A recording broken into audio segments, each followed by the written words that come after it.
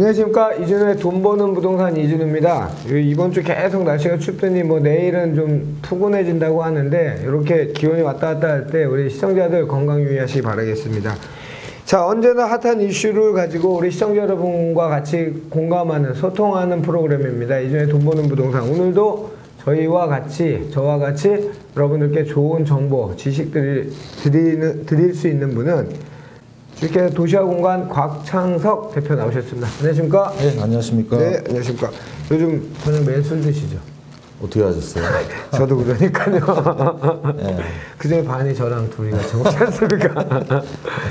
자, 바로 본론으로 들어가겠습니다. 오늘 주제, 첫 번째 주제, 보유세 얘기, 인상 얘기가 나왔습니다. 드디어 정부에서 마치 금기어처럼 다뤘던 노무현 정부에서도 종부세로 대신 대체했던 종부세 인상 을 한다고 기재부에서 이제 내년이죠, 물론 지금 얘기가 나왔는데 우리가 어떤 관점에서 어떻게 접근해야 될지, 투자 관점, 실수요자 측면에서 어떻게 접근해야 할지 오늘 곽 대표님과 얘기해 보겠습니다.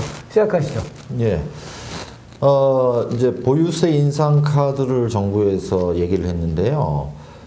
시기는 어느 정도 뭐 못 박았습니다. 내년 이제 지자체 선거 끝나고 한 8월경에 발의를 해서 내년 9월 정기국회에 올려서 이제 법안을 통과시킨다는 계획인데 구체적으로 어떤 내용을 담을지에 대해서는 아직은 발표를 안 한 상태입니다.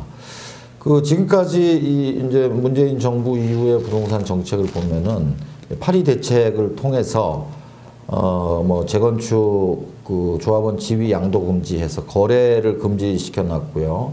또 양도세 중과세, 또 투기지역 가산세 해서 이제 세금 쪽을 높여 놨고요. 또 뭐 12.4 대책 이런 걸 통해서 내년부터 또 대출 규제가 한층 더 강화가 됩니다. 이제 이렇게 해 놨는데도 사실 강남권을 포함한 투기 지역의 집값은 잡히지가 않고 오히려 지금 상승세를 보이고 있거든요. 이게 보면은 이미 거래 금지를 시켜놨고 세금을 가산세를 물리다 보니까 장기 보유한 주택 보유 다주택자의 경우에는 아파트를 팔아서 전세금 내주고 또 세금 내고 나면은 남는 게 없는 상태가 됩니다. 그래서 이제 팔래야 팔 수가 없는 상황으로 어쩔 수 없이 버티다 보니까 또 매물이 부족해서 현재 집값이 뛰고 있는데 이제 집값이 뛰다 보니까 이제 마지막 카드로 보유세를 올리겠다 했는데 이게 사실 이 부분이 굉장히 다주택자 입장에서는 두려운 부분입니다. 그렇죠.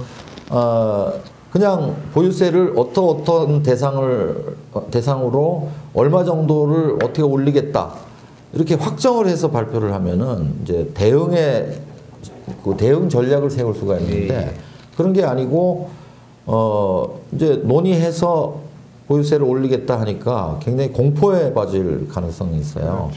그렇죠. 당장 보니까 뭐 발표하자마자부터 물건이 좀 나오는 것 같아요. 정부는 뭐 명분은 있죠. 공평과세나 조세 형평성 제고 차원에서 이제 이렇게 타이틀을 걸고 나왔고 오늘 대충 저도 보니까 한 3가지를 얘기하더라고요. 공정 시장가액 비율을 높이는 거하고 공시가격 인상하는 거, 그다음에 주택 임대소득 과세 강화하는 거, 이 정도 3가지 안 중에 뭐 1번을 할지 뭐 이렇게 안들이 여러 가지 나왔는데 공정시장가액 비율을 높인다는 거는 기존에 지금 한 80% 형성돼 있다 그러더라고요. 예, 가액 비율인데 우리가 이제 보통 공시가격 기준으로 매기는데 공시가격도 사실 시세에 비해서는 시가에 비해서는 좀 낮은 편인데 매체는 그런 데도 프레임이 있더라고요. 아파트가 60%로 잡았다 그랬는데 지금 서울 아파트가 60%의 가액이 잡힌 데가 거의 없지 않습니까? 그것보다는 좀 높게 잡혀 있죠. 근데 거기에다가 또 공정가액 비율을 해가지고 거기에 80%를 곱해서 과표를 잡고 거기에 대해서 이제 세금을 물리고 있는데 근데 두 가지 좀 공시가액 자체를 시세에 현실화시키는 방안하고 또 공시가액 비율을 높이는 방안 그런 게 있을 수 있고 또 지금 뭐 얘기는 안 나오고 있지만은 이게 이제 그 재산세 같은 거는 개세이기도 누구나 뭐 재산을 갖고 있는 다 내는 세금이니까 사실 어떤 면에서는 정권적 차원에서 부담이 있을 수 있어요. 그래서 못했던 거죠. 그래서 제가 기억나는 게 노무현 정부 때 그 정책실장할 때 이정우 경북대 교수가 이제 칼럼을 쓴 걸 봤어요. 그래서 그러니까 독려하는 뭐 이런 글 비슷한 칼럼이었는데 우리가 부동산 정책을 이러이러한 일로 실패했지만 마지막 활용 점정은 보유세 인상을 꼭 해라라고 이렇게 쓴 걸 봤거든요. 그러니까 노무현 정부 때나 지금 많은 그 스텝들이 올라온 현재 그 기존 관조들이 그런 것들이 굉장히 강한 것 같아요. 예. 그리고 이미 뭐 이번 문재인 정부 시작하면서 청와대 김수현 예. 사회수석이 어느 정도 예고를 한 바가 있어요. 우리나라 이제 보유세 이제 실효세율이 예, 예. 다른 주요 OECD 선진국에 비해서는 낮은 편이다. 그리고 전체 세액에서 차지하는 비중을 보면은 예. 뭐 0.35% 정도 되니까 이런 걸 한 2배 정도 높여야 OECD 평균에 간다. 뭐 이런 얘기를 한 적이 있거든요. 그래서 이제 점진적으로 올리겠다는 얘기는 했었는데 사실 이렇게 보유세만 딱 띄워놓고 생각할 수 없는 게 예, 예.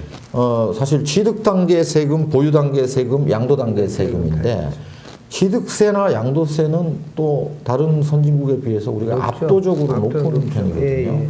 그래서 이런 거래세는 압도적으로 높은 편이라서 만약 과연 보유세를 높이면서 그러면 거래세를 낮출 수 있느냐? 그거는 쉽지 않은 얘기거든요. 그래서 보유세를 또 전체적으로 모든 주택을 대상으로 다 할 것이냐? 이것도 문제가 있어요.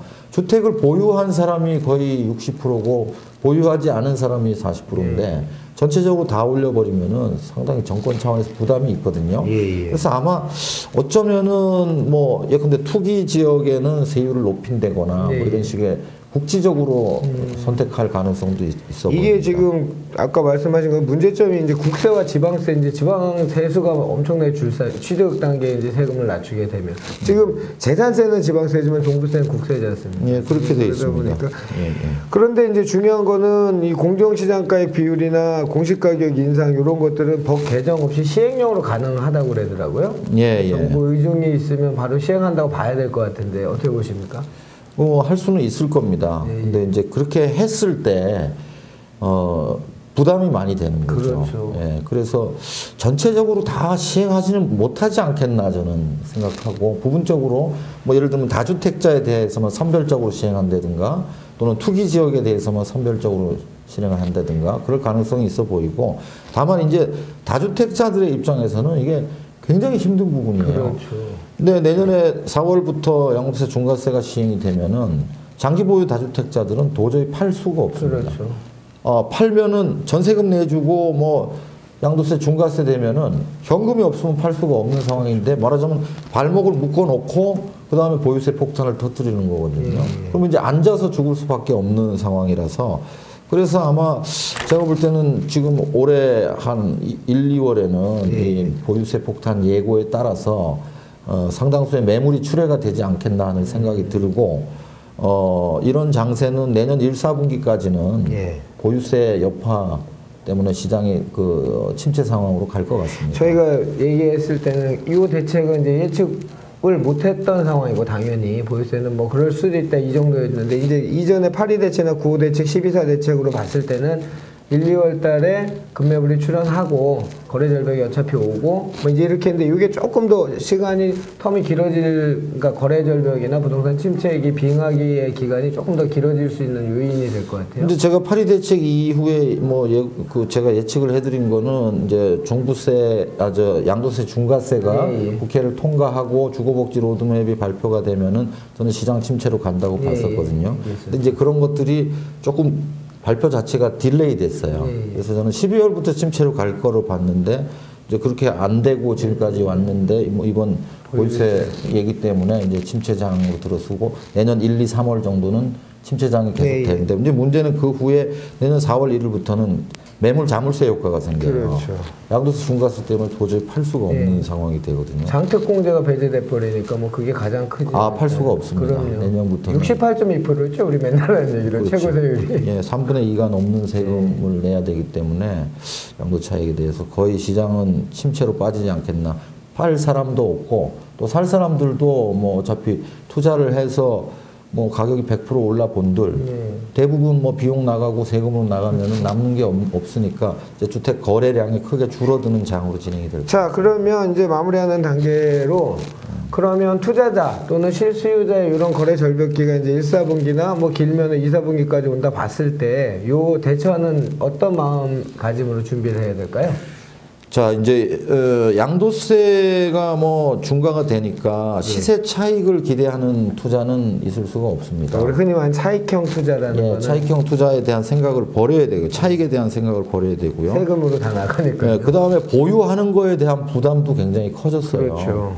그러니까 사실 이것만 놓고 보면은 그냥 지금이라도 빨리 던지는 게 맞는 거죠. 근데 여기는 시장의 기능이라는 게 있거든요. 이렇게 세금 폭탄을 때렸을 때는 결국은 장기적으로 보면은 이 신규 공급이 끊어지게 돼요. 공급이 절벽이 생기는 공급 절벽이 생기니까 일정한 시간을 두고 또 임대료가 뛰는 현상들이 있으니까 제가 뭐 권하는 거는 이 차익에 대한 기대라든가 뭐 이게 세금을 절약할 수 있는 방안은 없으니까 앞으로 장기 보유하면서 임대료를 높여서 뭐 다주택자들은 월세를 받아서 보유세를 내는 그런 전략으로 생존 전략으로 구사하는 게 나을 것 같고요. 또 실수요자들 입장에서는 뭐 이렇게 어쩌면 보유세에 대한 강한 예고를 했기 때문에 이 연초에는 상당 부분 저가 매물들이 나올 수 있거든요. 근데 이제 보통 보면 실수요자는 이렇게 저가 물건들이 나오면은 더 떨어질까봐 못 사는 경향들이 있는데 시장 참여를 못하니까 오히려 1, 4분기가 실수요자들한테 좋은 기회가 되지 않을까 하는 생각이 듭니다. 자, 언제나 부동산에 바이블 같은 얘기가 있죠. 위기는 위험과 기회에 상존하는 말이라고. 실수요자는 뭐 더 떨어진다 그거는 신도 모릅니다. 저점을 정확히 맞출 수 있는 전문가도 없고요. 시장도 정확히 모릅니다. 시세보다 생각하는 현재 시세보다 많이 떨어졌다 했을 때 꼭 필요한 분은 집을 구입하시면 될 것 같고, 투자자들은 우리 곽창석 대표 얘기하신 것처럼 우리가 흔히 캐피탈 게인이라고 하는 차익형 부동산, 우리가 뭐 재개발, 재건축, 토지 뭐 이런 거를 차익형 부동산, 캐피탈 게인이라고 보통 하고, 수익형 부동산을 보통 그 캐피탈 게인이라 했는데, 캐시플로우형 부동산이라 했는데, 그런 구분하지 마시고, 우리 곽 대표님 늘 하신 얘기로 캐시플로우로 수익률이 좋은 부동산이 나중에 상승 여력도 있다를 그렇게 얘기하셨잖아요. 네, 그렇습니다. 이런 걸 기회로 삼으셔갖고 어차피 그 돈 비트코인 같은 데 넣지 마시고요. 부동산은 늘 하는 얘기 있지 않습니까? 원본이 보존되고 좋은 지역은 상승이 이루어지는, 특히나 지금처럼 언밸런스 미스매칭이 되는 시장에서는 끈기 있는 사람이 이깁니다. 과거 경험치가 바로 현재의 이론이고 현재의 주장인 것입니다. 우리 시청자 여러분, 추운 겨울 마음까지 춥지 마시고요. 저희가 늘 같이 하겠습니다. 오늘 시청해 주셔서 감사합니다.